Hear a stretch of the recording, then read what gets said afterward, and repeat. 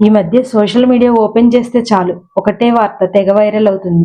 అదేంటంటే మనం రోజు తినే కోడిగుడ్డు వల్ల క్యాన్సర్ ముప్పు ఉందంట. దీనికి సంబంధించి కొన్ని ల్యాబ్ రిపోర్ట్లు, వీడియోలు చూసి చాలా మంది గుడ్లు తినాలంటేనే భయపడుతున్నారు. మరి ఇందులో నిజమెంత? కేంద్ర ఆహార భద్రతా సంస్థ దీనిపై క్లారిటీ ఇచ్చేసింది. అసలు విషయం ఏంటో ఈ వీడియోలో క్లియర్గా తెలుసుకుందాం.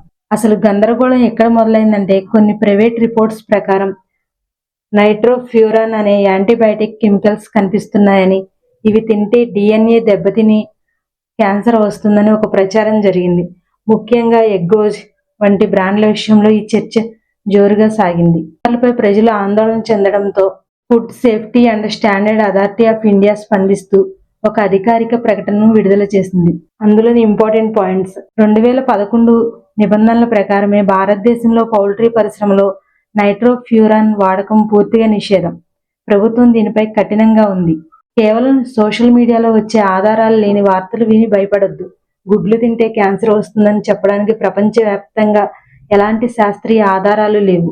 ల్యాబ్ పరీక్షల్లో ఎప్పుడైనా చాలా స్వల్ప స్థాయిలో కెమికల్స్ కనిపించినా అది ఆరోగ్యానికి హాని చేసేంత ప్రమాదకరం కాదు. ప్రతి దేశానికి కొన్ని ప్రమాణాలుంటాయి. మన దేశంలో కూడా అంతర్జాతీయ స్థాయి క్వాలిటీ చెక్స్ ఉన్నాయని food safety and standards authority of India హామీ ఇచ్చింది.